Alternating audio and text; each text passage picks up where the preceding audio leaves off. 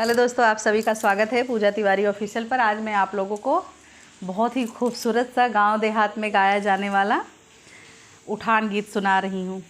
खूब प्यारा प्यारा सा कमेंट आप लोग कीजिएगा।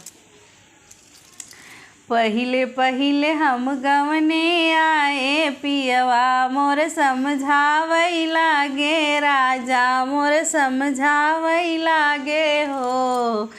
धना सब से दारुनिया मोरी माई, तओन से बचाई के रहू। धना सब से दारुनिया मोरी माई, तओन से बचाई के रहू। घोंघवा की चाउर दई हैं, सुतुही में दाल दई हैं, चुटुकी पिसान दई हैं हो। धना बबूरे के पतवा पर हींग दई हैं, दलिया बघार दीहू हो। धना बबूरे के पतवा पे हींग दई हैं, दलिया बघार दीहू हो। सोरठे मेहरारू बाटे, सोरठे मन से दू बाटे, उनहू के लड़ी कवन बाटे, कुकुरा बिलरिया बाटी। ओनहू के लड़ी कवन बाटे हो। बहू ये तनी रसोइया बनाई के तू सबके परोस दीहू हो। बहू ये तनेठ हमरे परनिया, तू सबके खियाई दीहू हो। घोंघवा भर चाउर दीही, सुतुही में दाल दीही, चुटकी भर पिसान दीही हो। हे बहुअर ये तनई हमरे परनिया, तू सबके खियाई दीहू हो।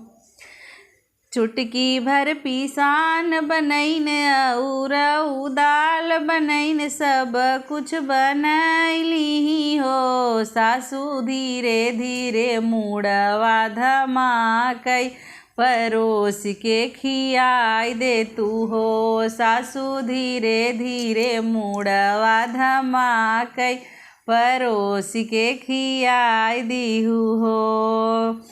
उछरे के बिटिया हऊ, उछरे के नातिनी हऊ, उछर बीरनवा बाटई हो।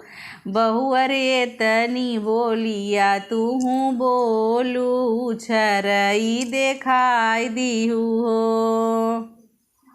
सोरठे मेहरारू बाटिन, सोरठे मन से दू बाटन, ओनहू के लड़ी कवन बाटे, कुकुरा बिलरिया बाटई, हर जोतवा बाटई हो। सासू सबके परोस के खियायु, तबई हम उठबई हो।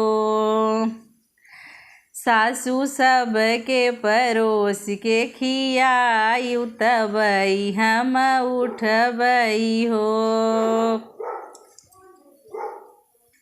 गरूहे के नातिनी बाटी, गरूहे के बिटिया बाटी, सो सासू भैया त हउए सूबेदार, ऐसन सासू पाई गईली हो। सासू भैया मोर हउए सूबेदार, त सासू ऐसन पाई गईली हो।